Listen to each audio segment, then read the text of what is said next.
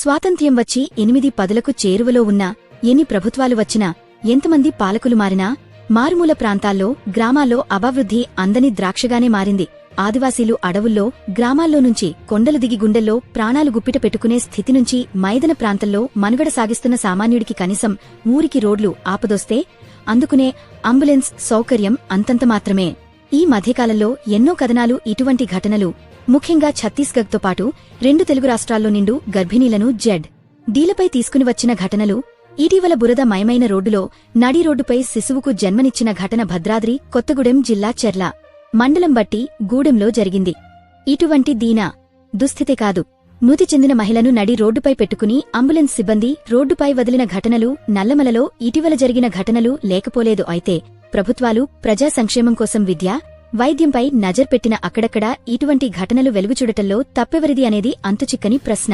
ఆదివాసీలకు ఆ మంచం జడ్డీలే అంబులెన్స్లుగా నిలుస్తున్నాయి. తాజాగా రోడ్డు రవాణా సౌకర్యం లేక అంబులెన్స్ గమ్యానికి వెళ్లే దారిలేక జడ్డీపై నిండు గర్భిణిని తీసుకొచ్చిన ఘటన భద్రాద్రి కొత్తగూడెం జిల్లా పనపాక నియోజకవర్గంలో వెలుగు చూసింది. ఇక ఇదే అంశానికి సంబంధించి మా భద్రాద్రి కొత్తగూడెం జిల్లా ప్రతినిధి వీరబాబు మనుగూరు నుంచి అందిస్తున్న వివరాలు ఇప్పుడు చూద్దాం. తెలంగాణ రాష్ట్రం భద్రాద్రి కొత్తగూడెం జిల్లా పనపాక ఏజెన్సీ ప్రాంతంలోని వలస గిరిజన గ్రామాలు ఇంకా సరైన రహదారుల సమస్యతో ఇబ్బందులు ఎదుర్కొంటున్నాయి. ఇవే సమస్యలు ప్రతిఫలించాయి ఈ ఉదయం జానంపేట పంచాయతీ పరిధిలోని సుందరయ్య నగర్లో జరిగిన ఘటనలో.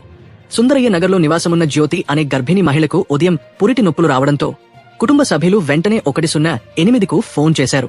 అయితే గ్రామానికి సరిగ్గా రోడ్డు లేని పరిస్థితి, రహదారి బురదతో నిండిపోయినందున అత్యవసర సాయం నిలిచిపోయింది. కుటుంబ సభ్యులు ఆవేదన వ్యక్తం చేస్తూ గర్భిణీ స్త్రీ కోసం వెంటనే 108 రాదు, రోడ్డులో బురద ఎక్కువగా ఉంది, చివరకు మేము ఆమెను డోలిపై పెట్టి 3 కిలోమీటర్ల దూరం నడిచాం అన్నారు. సుమారు 3 కిలోమీటర్ల దూరం వరకు 108 అంబులెన్స్ రోడ్డు పరిస్థితుల కారణంగా చేరలేకపోవడం గ్రామస్తుల పరిస్థితిని మరింత కష్టతరం చేసింది.